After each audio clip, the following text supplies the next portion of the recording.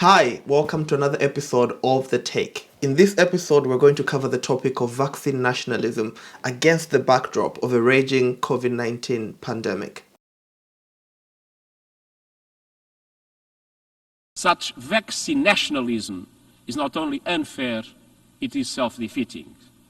None of us is safe until all of us are safe. Vaccine nationalism will prolong the pandemic, not shorten it. Vaccine nationalism puts lives at risk. Only vaccine cooperation saves lives.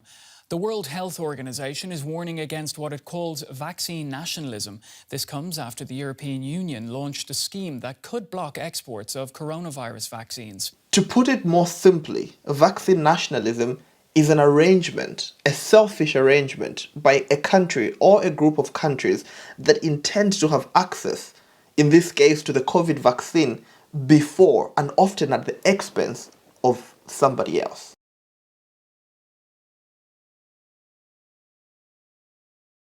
As of January 21st, 2021, there are about 9 approved vaccines around the world. But sadly, these vaccines have only been limited to developed countries. There have been projections that it will take about 3 years for these vaccines to be adequately shared in developing countries and poor countries. In this video, I will argue against vaccine nationalism as a response to a global pandemic such as COVID-19. My first point has to do with the term in epidemiology that is termed as herd immunity, or rather population immunity. According to the World Health Organization, herd immunity is the indirect protection from an infectious disease that happens when a population is immune either through vaccination or immunity developed through previous infection. As far as COVID-19 is concerned, the World Health Organization supports achieving herd immunity through vaccination. The percentage of people within a population that need to be immunized in order to achieve herd immunity will vary from disease to disease. For example, for measles, 95% of the population has to be immunized in order to achieve herd immunity. For polio, over 80% of people have to be immunized in order to achieve herd immunity.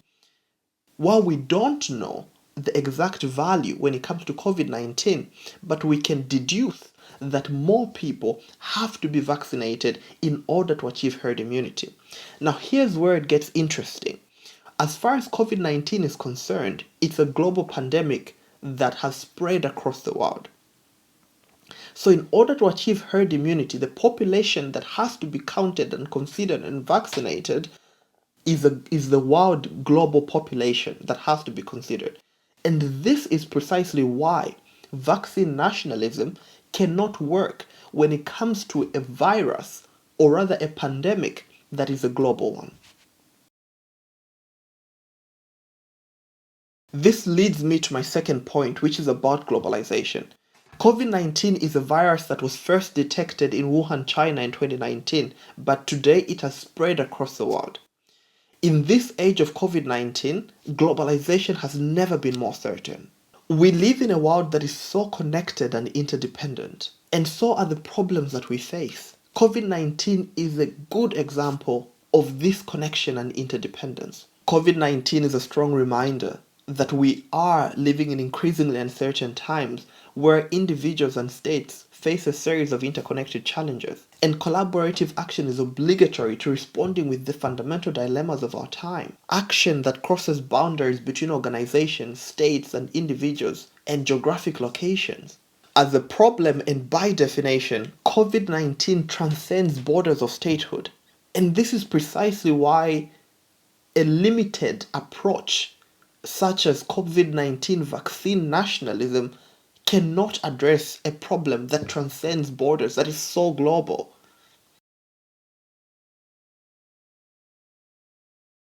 The final reason of why I stand against the concept of vaccine nationalism as a way to responding to a global pandemic has to do with the concept of global solidarity.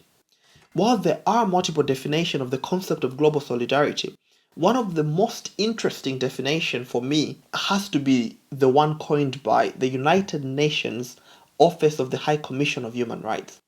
Part of that definition reads, international solidarity is, and I quote, the peaceful coexistence of all members of the international community, equal partnerships and equitable sharing of benefits and burdens, refraining from doing harm or posing obstacles to the greater well-being of others. I think I could not have said it better myself. I think this is an incredible definition. I should add that global solidarity is an ideal. Like many ideals, it is unattainable. But that should not stop us from striving to achieve it. Global solidarity has been among the ethos that have moved humanity to collaborating. Global solidarity has been behind major concepts such as multilateralism and global collaboration that have resulted in the betterment for humanity. And I think it's very sad that we see world leaders every year in the General Assembly, for example, stand at a global pedestal and champion universal health coverage, speak in the language of leaving no one behind. Yet when it comes to really actually doing that, when the world calls upon them, they resort to vaccine nationalism, protecting their own people first, forgetting that we all live on the same planet, and things like herd immunity cannot be achieved when we take selfish approaches to public health. On a side note, I don't think this story is complete without talking about COVAX. COVAX is a global initiative led by Gavi, the Vaccine Alliance, and the Coalition for Epidemic Preparedness Innovations, CEPI, and the World Health Organization. The aim is to support the research, development, and manufacturing of a wide range of COVID-19 vaccines and negotiate their pricing. The main goal of the COVAX initiative is to ensure equal access to these vaccines once they're developed to all participating countries, regardless of levels of income. The initiative aims to have 2 billion doses available by the end of 2021. Despite such a bold and ambitious initiative, vaccine nationalism has been on the rise. This agreement secures up to 20 million doses for Canadians. I am proudly putting America first, just as you should be putting your countries first. This was very visible in the United States of America under the leadership of former President Donald Trump. The United States of America withdrew from the World Health Organization and championed an America First approach. This was also visible in the United Kingdom, where, despite being a member of the COVAX initiative, the UK signed secret deals to receive COVID vaccines from manufacturers before other countries. Thanks to the fantastic work of Kate Bingham and the Vaccines Task Force, we've purchased more than 350 million doses of 7 different vaccine candidates, and the UK was the first country in the world to pre-order supplies of this Pfizer vaccine, securing 40 million doses. Australia did the same as well, signing secret deals to secure about 85 million doses of COVID-19 vaccines. Russia and China developed their own vaccines and are using them within their territories. One of the common factors among these countries engaged in vaccine nationalism is money. The wealth that these countries have accumulated over time gives them a competitive advantage in the race to stockpile COVID-19 vaccines. And so there's a sentiment among these countries of feeling safer compared to the rest of the world. But when it comes to a pandemic such as COVID-19, and so long as we all inhabit one planet, no one is safe until everybody else is safe. The selfishness and hypocrisy around the COVID-19 vaccine distribution has been very difficult for me to watch. This is because I grew up in a community that was hard hit by the HIV and AIDS pandemic in the early 2000s. And this was at the time when life-saving antiretroviral drugs were accessible, but were just incredibly expensive, and they were stockpiled in richer countries that could afford them, while poor people in poor countries were left to die. And here we are, some 20 years later, about to repeat the same mistakes of our past. Let's get one thing clear. Vaccines work. Vaccines are effective. Vaccines save lives. Vaccine nationalism does not save lives.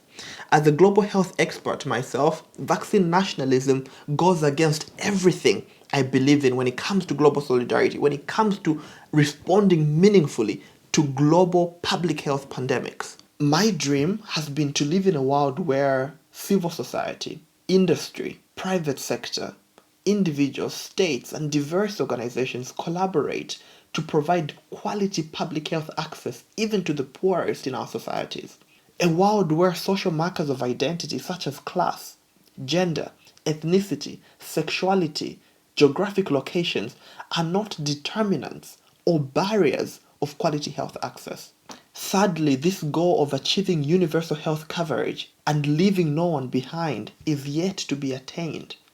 It remains futile, elusive, unattainable, and the main contributing factors to this are greed and selfishness. And this is incredibly sad because pandemics have proved again and again that they are capable of exploiting these very weaknesses and these very inequalities that we allow to exist within our communities.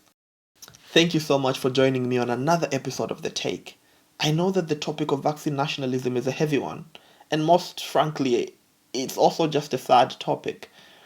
But I think there's still more that we can do to fight against vaccine nationalism. And one of the things that we can do is to continue talking about it, to raise awareness against vaccine nationalism, and when it is happening, to call it out.